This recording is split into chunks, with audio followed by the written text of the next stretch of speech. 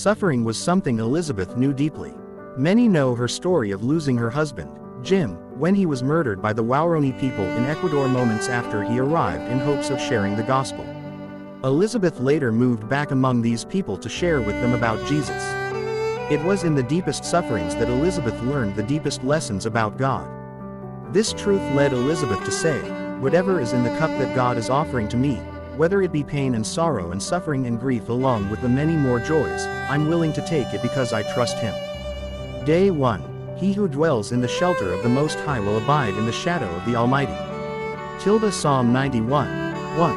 There have been some hard things in my life, of course, as there have been in yours, and I cannot say to you, I know exactly what you're going through. But I can say that I know the one who knows. And I've come to see that it's through the deepest suffering that God has taught me the deepest lessons. And if we'll trust Him for it, we can come through to the unshakable assurance that He's in charge.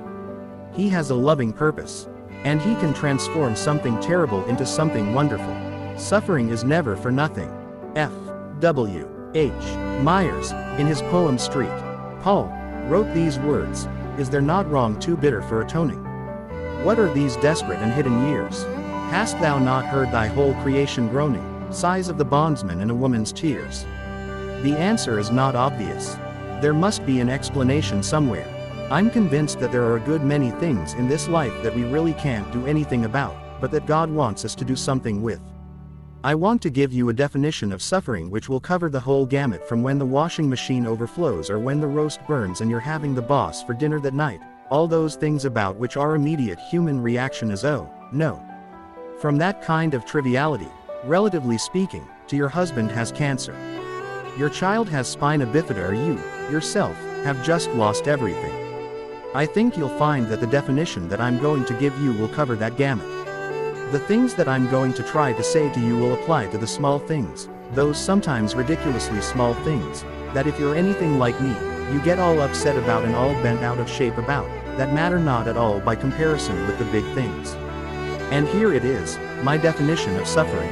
Suffering is having what you don't want or wanting what you don't have. The deepest things that I have learned in my own life have come from the deepest suffering. And out of the deepest waters and the hottest fires have come the deepest things that I know about God. And I imagine that most of you would say exactly the same. And I would add this, that the greatest gifts of my life have also entailed the greatest suffering. The greatest gifts of my life, for example, have been marriage and motherhood. And let's never forget that if we don't ever want to suffer, we must be very careful never to love anything or anybody. The gifts of love have been the gifts of suffering. Those two things are inseparable.